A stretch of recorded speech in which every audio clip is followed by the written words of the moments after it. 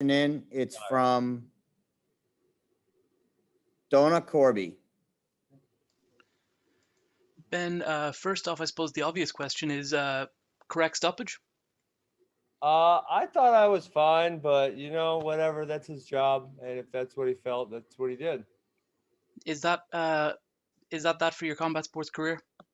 No, I'm going to take about $1 million home in the bank and I'm going to go coach some wrestling. Ben, I just wanted to say, if you don't step into a cage or a ring again, thank you for all the great memories throughout your boxing MMA career, and congratulations on the gigantic payday. You got it.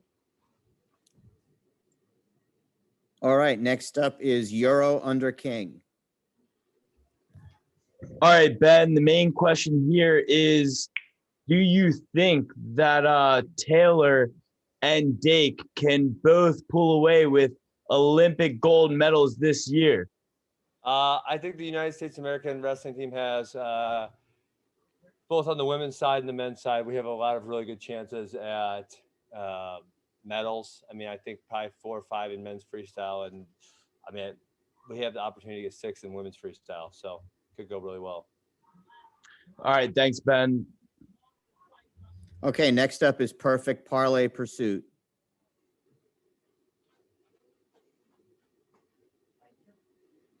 I can't. He's not that in volume. All right, next up is Joe Lee. No, I'm here. Sorry. Ben, just wanted to ask real quick, what do you think about Cardano, specifically Charles Hoskinson? I can't tell you anything about Charles Hoskinson. I can tell you Cardano's done really well by me because I bought it at 8 cents. And I don't know which smart contract platform is going to win out, but I think Cardano's doing a good job. Okay, next up is Joe Lee. Hi, Ben. In comparison to an MMA fight, I just wanted to know where your nerves were at going into the fight tonight. I wasn't nervous at all because, at the end of the day, my life doesn't change one way or the other, In MMA, I was always pursuing or defending a world title, really. And, today I was doing a fun boxing match. And if it turned out great, then great. If it turned out shit, then my life is the same. So there were really no nerves whatsoever. And just quickly, was it true about 6ix9ine asking to walk you out tonight? That is true. And Tyron and then 2 people after him said, no way, Jose. Okay. Commiserations, and hopefully we'll see you back again soon.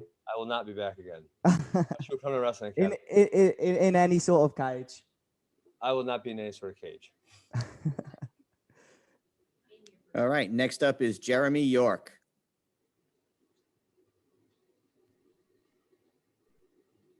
Well, obviously, Ben, probably didn't quite go the way you wanted it to, obviously. No. But like you said, this wasn't going to impact the legacy of Ben Askren. You've done so many great things up until this point, so many more great things to come up. Well, the obvious question, what is next? Is it coaching?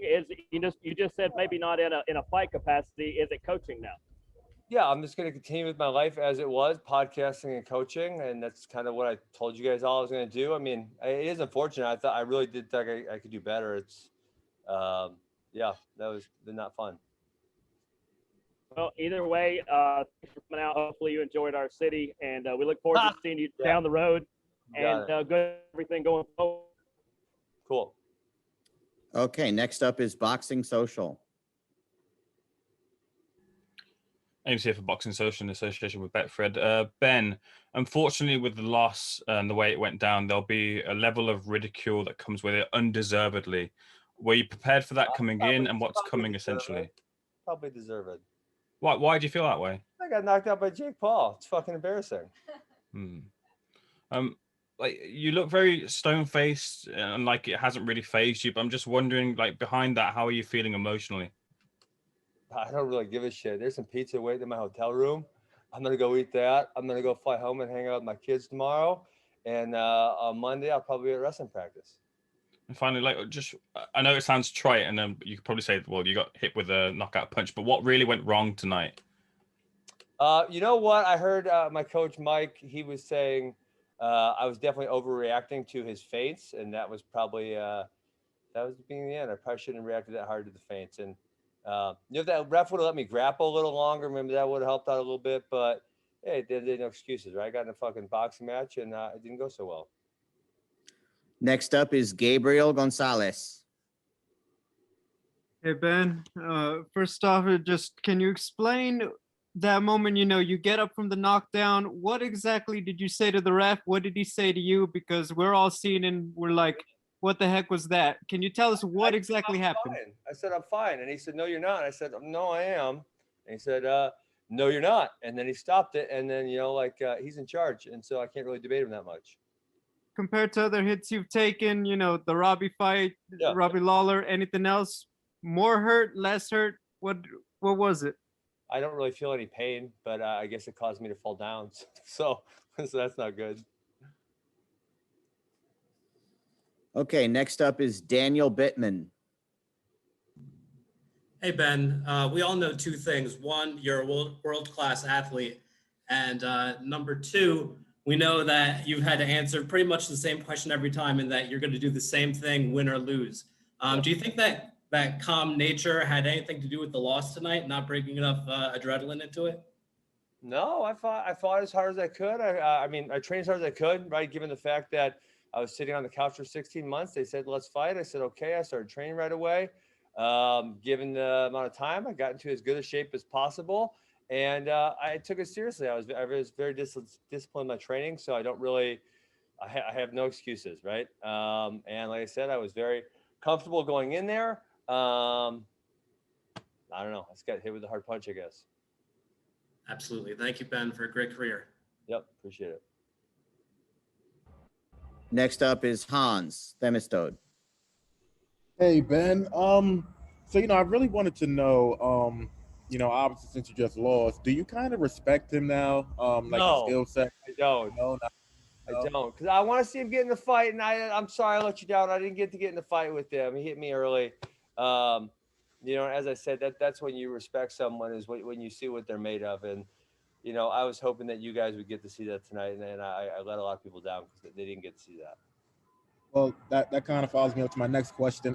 Do you feel like you let the MMA community down? Because, it was a boxing ring, and I guess technically you did say that he's not. I didn't let the MMA community down. I let the world down. People fucking hate Jake Paul, and they wanted to see me make him miserable, and I didn't do that. So I didn't let the MMA community down. I let the world down.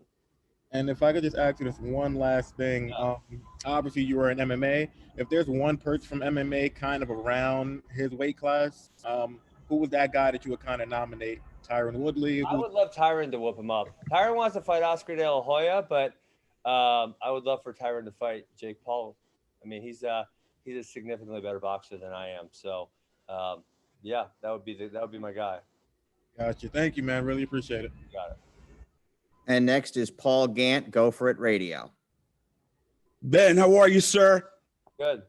So what do you see in terms of Jake Paul and his future in boxing? Do you think there is a I don't future? give a shit about Jake Paul. Next question.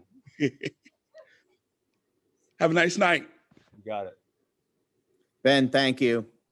Yep. Have a good day. Peace.